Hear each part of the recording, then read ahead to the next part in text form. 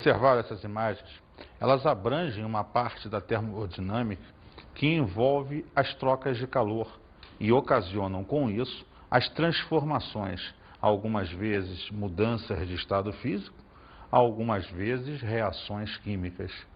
A gente vai nessa aula avaliar justamente de que maneira podemos calcular ou determinar a quantidade de calor envolvida nesse processo. A gente então vai trabalhar hoje uma aula sobre Termoquímica 2. É preciso, para abranger melhor esse tema, que nós primeiro lembremos o seguinte: calor sempre se propaga da onde está em maior quantidade para onde está em menor quantidade.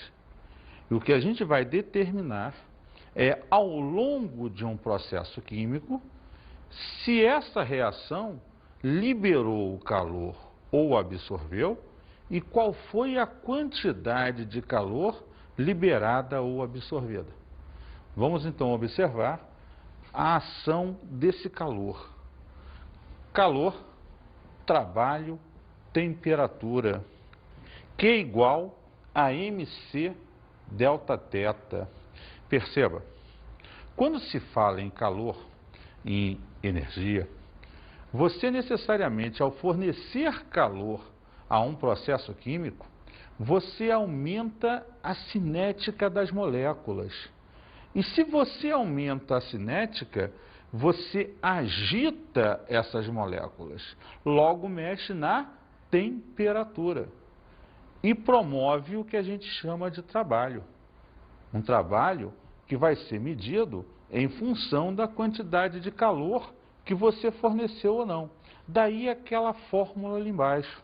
A quantidade de calor é medida fisicamente pela massa vezes o calor específico da substância vezes a variação de temperatura sofrida pela mesma, que vai medir o grau de agitação das suas moléculas.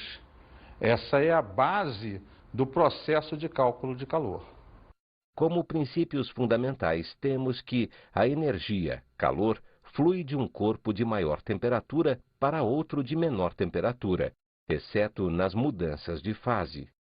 Sistemas em contato térmico, nos quais se envolvem trocas de calor, tendem a atingir o equilíbrio térmico, ou seja, passarem a ter a mesma agitação térmica.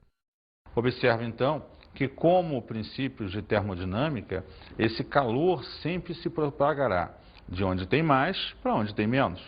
E que, se posto em contato corpos com quantidades de calor diferentes, há uma tendência natural e entrar em equilíbrio, possuir então no final uma quantidade de calor igual para os dois ambientes, para os dois sistemas no caso, né? Vamos então ao auge do processo. Como determinar essa quantidade de calor a nível químico, a nível da reação química? Temos hoje 3 métodos para essa determinação, que é o que a gente passa a trabalhar agora, os cálculos da quantidade de calor nas reações químicas. Lembre que a entalpia da reação, ou ΔH, é sempre calculado em função da entalpia final menos a entalpia inicial. Ou seja, é sempre a energia de produto menos reagente. Relembrando a você sempre isso. Então, o ΔH é o que você chama de entalpia ou calor de reação. E é o nosso grande objetivo desse processo, determinar o seu cálculo. Dessa forma, como eu tinha dito ainda agora, você tem 3 métodos para fazer isso. Vamos ao primeiro dos 3 métodos, utilizando a energia de ligação, que é representada por E maiúsculo e um Lzinho, que representa justamente energia de ligação. Nesse método, o ΔH vai ser sempre igual ao somatório de todas as energias de ligação envolvidas no processo. É bom você lembrar que quando você faz uma reação, você quebra a ligação dos reagentes e você forma a ligação dos produtos. Vamos ver isso melhor. A ligado a A. você fornece energia, agita as moléculas e quebra as ligações. Você terá A e A separados. Então você tem uma entalpia para isso. Uma entalpia que é mais X quilojoules. Mas por quê? Você absorveu energia para quebrar ligações. Embaixo, você tem A e A separados. Quando eles liberam energia, a ligação é formada, gerando um ΔH igual a menos X quilojoules. Agora, o menos representa o quê? Que você liberou a energia para que a ligação fosse formada. Em suma, o que ele está propondo a você? Que toda vez que se quebra ligações envolvendo os reagentes, que é o lado que você trabalha, você precisa absorver energia. Lembra aquela famosa energia de ativação? E quando você vai formar o produto, os átomos e moléculas estão extremamente agitados. Você precisa liberar energia para formar essa ligação. Então, uma reação, ela tem sempre duas etapas no processo. Uma etapa na qual você quebra ligações para que os átomos agora soltos possam se reorganizar, e uma etapa em que eles têm que liberar energia para formar as novas ligações e os produtos em si. Por que X nos dois casos? Porque a mesma quantidade de energia que você fornece para quebrar é a que você retira para formar ligações. É a que nós chamamos de energia de ligação. A energia necessária para quebrar ou formar 1 mol de ligações. Olha lá, é a energia absorvida na quebra de 1 mol de ligações, no estado gasoso, a 25 graus e 1 atmosfera, condições padrões do processo. Exemplo, H2 mais Cl2, veja só, eu vou propor essa reação. Então eu tenho o H ligado a outro H, formando uma molécula, Cl ligado a outro Cl, gerando outra molécula. Vou fornecer energia. O sistema absorve e quebra as ligações. Observa que para cada molécula existe uma quantidade de energia padronizada que é necessário para quebrar ou formar a ligação. E aí veja só, para romper 1 mol de ligação, no caso do hidrogênio, você tem 436 quilojoules. Ou seja, 1 mol de ligações de hidrogênio são quebradas quando é fornecido ao sistema 436 quilojoules. Para o cloro, ClCl, você precisa de 242,6 quilojoules. Ou seja, para quebrar 1 mol de ligações cloro-cloro, você vai gastar 246 quilojoules. Venha comigo.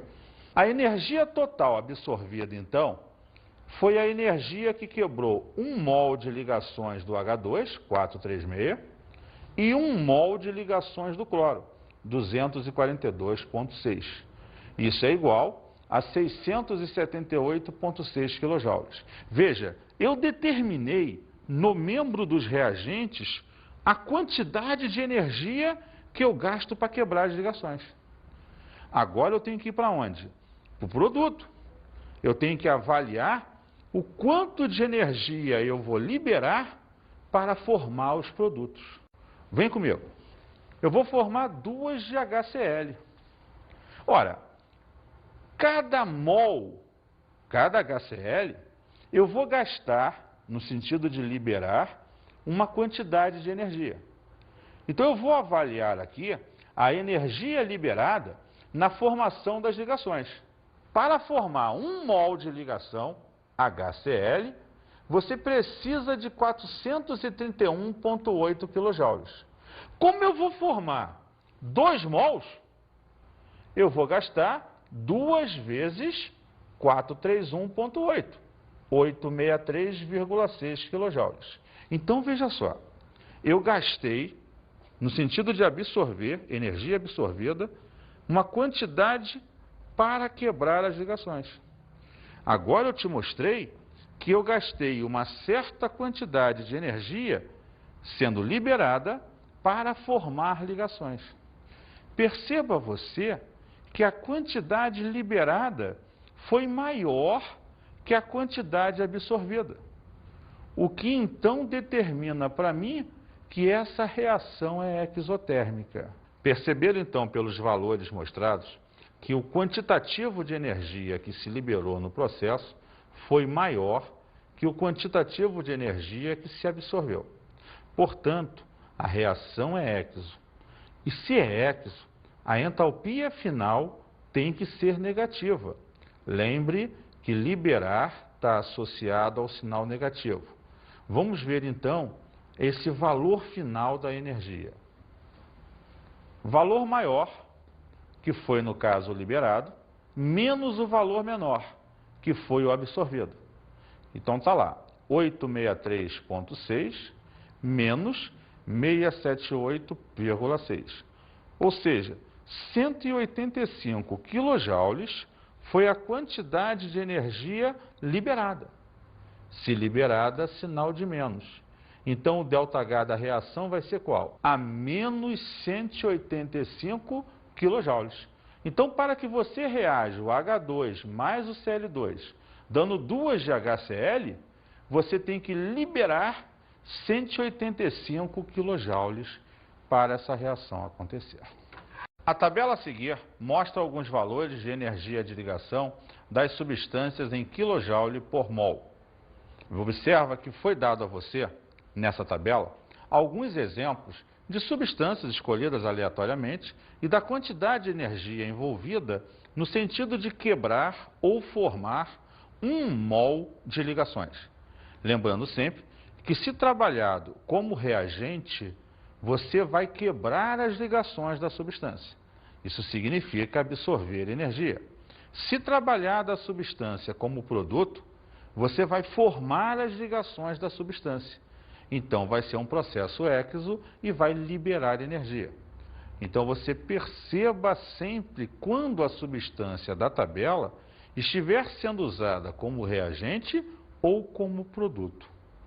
Sendo assim, a gente passa agora ao segundo método de cálculo da entalpia, usando a energia de formação, ou ΔH de formação. Observa que nesse método, você vai perceber a quantidade de calor necessária para formar cada substância. Será fornecida uma tabela para você na questão envolvendo esses valores. O que você vai fazer é perceber justamente os valores e as quantidades envolvidas no processo e calcular o ΔH.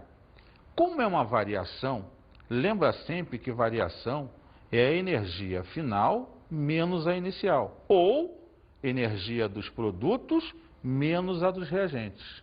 Sendo assim, o cálculo do ΔH nesse método é feito da seguinte maneira. O ΔH é igual ao somatório da energia dos produtos menos o somatório da energia dos reagentes. Então, observa que você vai pegar todos os produtos formados, calcular o quanto se gasta de energia para eles, menos pegar todos os seus reagentes e ver o que se gasta de energia para formá-los. Um menos o outro, final menos inicial, será então o seu ΔH. Vamos ver um exemplo. Determinação do ΔH de uma reação, conhecendo-se as entalpias de formação das substâncias participantes. A hidrogenação total do acetileno ou etino produz etano. Essa reação pode ser representada por C2H2, é o etino ou acetileno, mais 2 de hidrogênio, gerando o etano, o C2H6. O que eu quero saber é qual é o ΔH dessa reação. Para isto, então, eu devo determinar qual o ΔH do processo. Continuando aqui. A entalpia do C2H2 é 227 kJ por mol. A entalpia do H2 é zero. Lembre-se que a entalpia de formação de uma substância simples no seu estado mais estável é sempre igual a zero, pois a natureza não gasta energia na sua produção. Esse é um processo espontâneo. E a entalpia de formação do etano, do C2H6, é menos 84,5 kJ por mol. Dadas as entalpias de formação das substâncias envolvidas no processo, você pode então determinar a entalpia da reação. Vem comigo. 1 mol de etino, C2H2, vai gastar mais 227. 2 mols de hidrogênio, 2 vezes zero. E formou 1 mol de etano, menos 84,5. Entalpia dos reagentes, entalpia dos produtos. Como se calcula o ΔH da reação? Entalpia do produto menos a do reagente. Então, olha só, ΔH é igual a entalpia do produto menos a do reagente. O ΔH, então, vai ser a entalpia do etano, que é o produto, menos a entalpia do etino mais a do hidrogênio. Colocando os números, menos 84,5 menos 227 mais zero. O ΔH, então, menos 84,5 menos mais 227, daria, então, menos 311,5 kJ.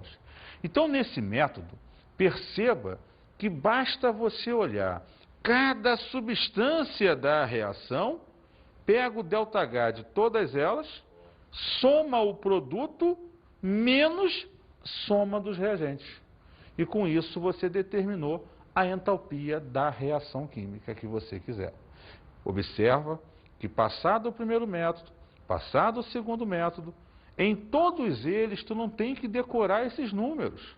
Existem tabelas que vêm na questão que te dá a entalpia de formação, que te dá a energia de ligação. Você só tem que saber trabalhar com esses valores. Ok? Como a energia de formação está associada à quantidade de energia necessária para formar um mol de substância, esse valor pode ser uma quantidade absorvida ou liberada. Então você pode ter algumas substâncias que apresentem esse valor com sinal negativo. E pode ter substâncias que apresentem esse valor com sinal positivo. O importante é saber trabalhar esses valores a nível de variação de entalpia, sempre o final menos o inicial. Vamos agora, então, ao terceiro método para o cálculo da entalpia, utilizando a lei de Hess. Nós sabemos que Hess coloca que as fases intermediárias não interferem no processo de cálculo da entalpia direta da reação, porque tanto faz ser uma etapa direta ou serem várias etapas, a entalpia da reação será a mesma. Mas esse método, então, vai trabalhar com você as várias reações que serão dadas no exercício, as suas entalpias trabalhadas, para que a gente possa determinar uma entalpia de uma reação direta qualquer que o exercício peça. Sendo assim, como se determina o ΔH pela lei de Hess? O ΔH é igual ao somatório da entalpia de todas as etapas envolvidas no processo.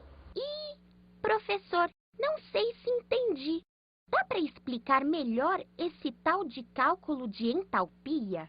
Com certeza, Gotinha. A lei de Hess, ela trabalha as reações das etapas para que você determine a reação direta do processo. Para ficar mais claro ainda na tua cabeça, vamos olhar o exemplo a seguir. O elemento químico tungstênio, de símbolo W, é muito utilizado em filamentos de lâmpadas incandescentes comuns. Veja só, é bom lembrar essas lâmpadas que você tem na sua residência, normalmente de atarrachá, aquelas lâmpadas incandescentes, luz normalmente amarela, ela é o quê?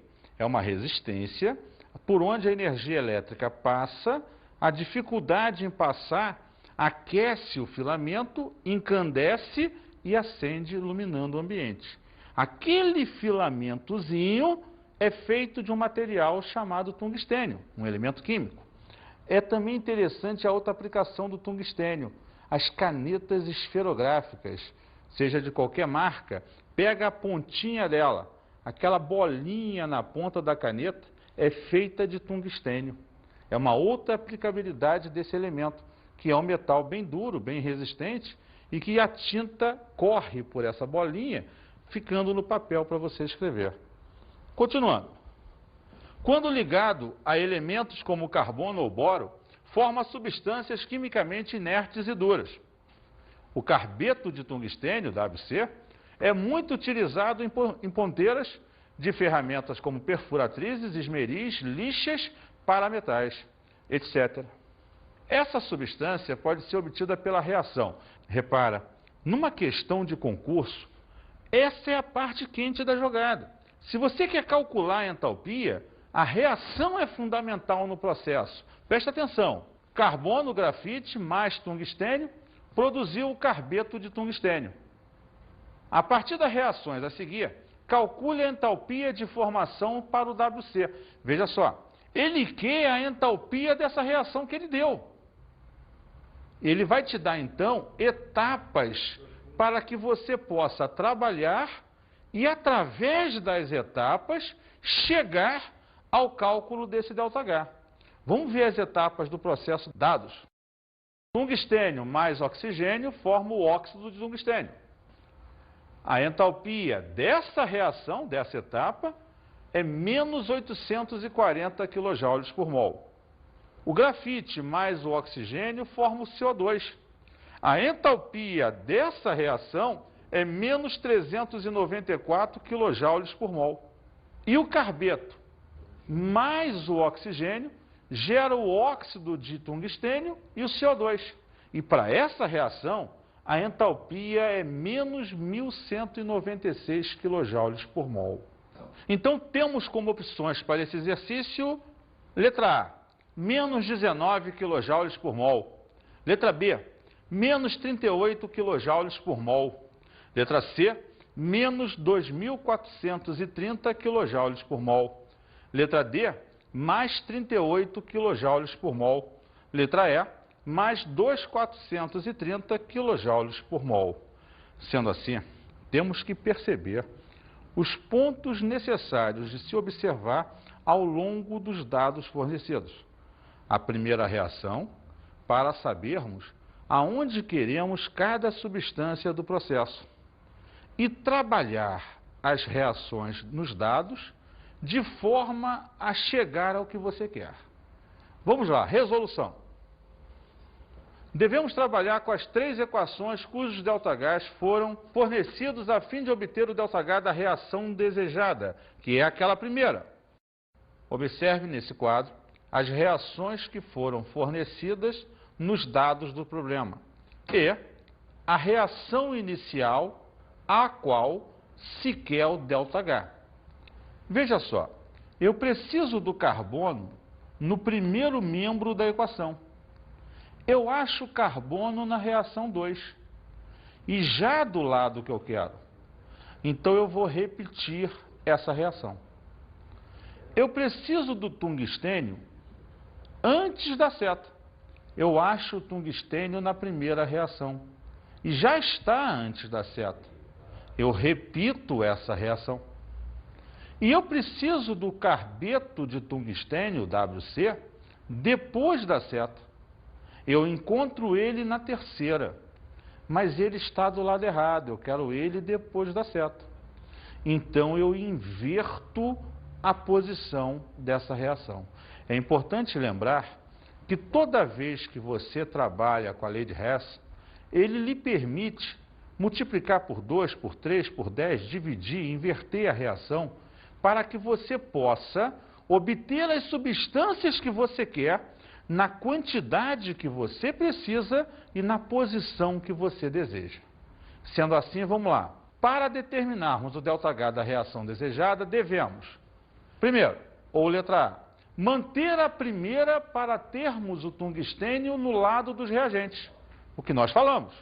B, manter a segunda para termos o carbono no lado dos reagentes.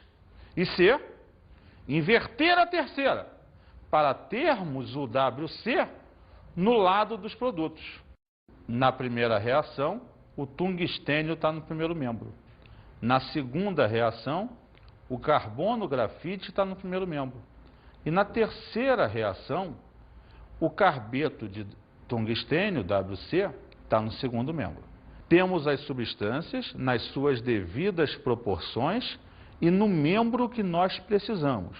WO3 corta com WO3. O CO2 corta com o CO2. E os oxigênios do primeiro membro com o oxigênio do segundo membro na mesma proporção. Resta, então, C mais tungstênio mais WC, que é o carbeto de tungstênio. Em relação à energia envolvida no processo, que é o importante, vamos observar o que aconteceu com o ΔH nesse mesmo quadro. ΔH da primeira reação, menos 840, você repetiu. ΔH da segunda, menos 394, você repetiu. E o ΔH da terceira, como você inverteu, troca o sinal, mais 1196. Como dito no início, a entalpia da reação por esse método é a soma das três etapas. Sendo assim, o ΔH das etapas somados vai ser menos 840 mais menos 394 mais 1196, o que dá menos 38 kJ, que, buscando nas opções, será a letra B de bola. Num primeiro momento parece até muito complicado, mas reveja com calma a resolução e treine um pouco mais, é muito importante. A nível de concursos em geral, os três métodos são muito cobrados como cálculo de entalpia. Vamos observar agora uma parte final desse processo que é chamado de entropia, ou ΔS. A entropia é o grau de desordem das moléculas. Quanto maior a desordem molecular, quanto maior a agitação das moléculas, maior será a entropia desse processo. É evidente que o estado físico mais livre que nós temos é o gasoso, e o mais conexo é o sólido. Então a entropia aumenta do sólido para o gasoso. Observa lá. A entropia está aumentando quanto maior é o afastamento e a desordem molecular. Como no estado sólido as moléculas são muito ligadas umas às outras, a entropia é pequena. E daí por diante, quanto mais ligações se quebra, maior a desordem molecular, maior será a entropia de uma substância. Vamos observar isso de outra maneira. A variação de entropia, ΔS, é dada por ΔS é igual ao final menos inicial. Entropia final menos a entropia inicial. Logo, o ΔS, a entropia, sendo maior que zero, determina que a tua entropia está aumentando. Ou seja, o nível de desordem molecular é maior.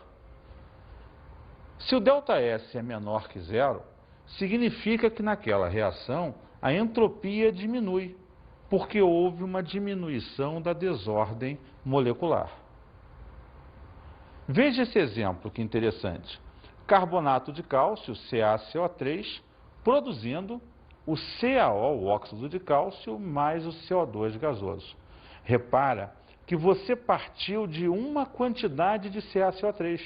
Você produziu substâncias cuja desordem molecular é muito maior. Então a entropia final é maior que a inicial. Final menos inicial vai dar um número positivo. Então essa reação é espontânea. Vamos falar agora da energia livre de Gibbs, uma relação matemática que determina que ΔG é igual ao ΔH menos a temperatura vezes a entropia, o ΔS. A energia livre de Gibbs, na verdade, representa para a gente a energia útil, a energia livre no processo, capaz de realizar um trabalho positivo, capaz de tornar a reação facilitada em acontecer. Essa é a real participação ou a real importância dessa energia de Gibbs, onde o ΔG representa a energia livre de Gibbs, ou a variação dessa energia. O ΔH vai trabalhar a variação da entalpia, que foi o nosso objetivo hoje calcular desde o início da aula. O T representa a temperatura na escala absoluta em kelvins. E o ΔS, a variação de entropia da reação química. Assim, pela equação temos, se a energia livre de Gibbs for menor que zero, há liberação de energia livre, logo a reação é espontânea. Se essa energia for positiva, for maior que zero, há absorção de energia livre, então a reação não é espontânea. Se ela for igual a zero, o sistema entra em equilíbrio. E fechando essa nossa aula de hoje, vamos ver um pequeno texto. Os dois fatores responsáveis pela força propulsora de uma reação química são a entalpia, H, e a entropia, S. Sempre que uma reação química tende a diminuir a sua entalpia e a aumentar a sua entropia, a reação deve se processar espontaneamente. As variações de entalpia e entropia relacionam-se com a energia livre de Gibbs, G. E aí, gostaram do nosso tema de hoje? Vamos então agora às nossas dicas de estudo.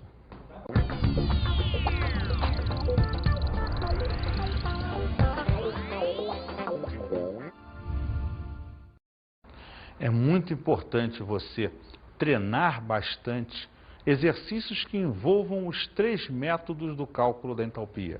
Essa é a parte mais bem cobrada a nível de todos os concursos vestibulares ou não nesse país. É a parte em que você trabalha justamente a ideia das reações e gerar a quantidade de energia envolvida nesse processo. Isso é fundamental no jogo. Um grande abraço e até a nossa próxima aula.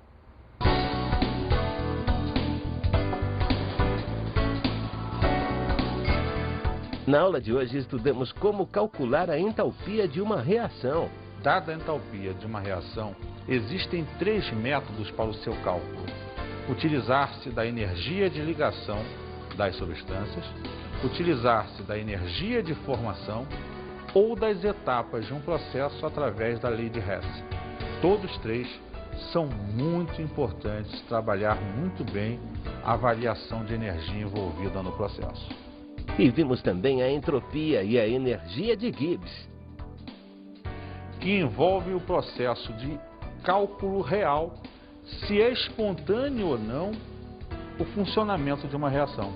É em função desses valores, dessas variáveis, como a entropia e a energia livre de Gibbs, que você vai determinar a real estrutura e funcionamento do processo químico em termos da quantidade de calor e da sua espontaneidade.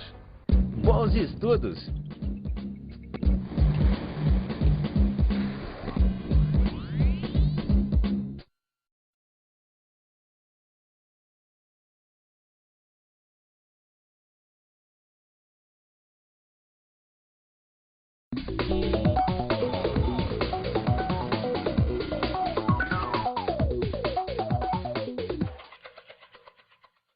Caro colega, é muito importante nessa parte do assunto você frisar e treinar seu aluno nas várias formas diferentes de determinar a entalpia da reação.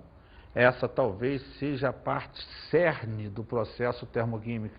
Falar da lei de Hess, falar da energia de formação enquanto cálculo de entalpia e da energia de ligação enquanto também cálculo dessa entalpia.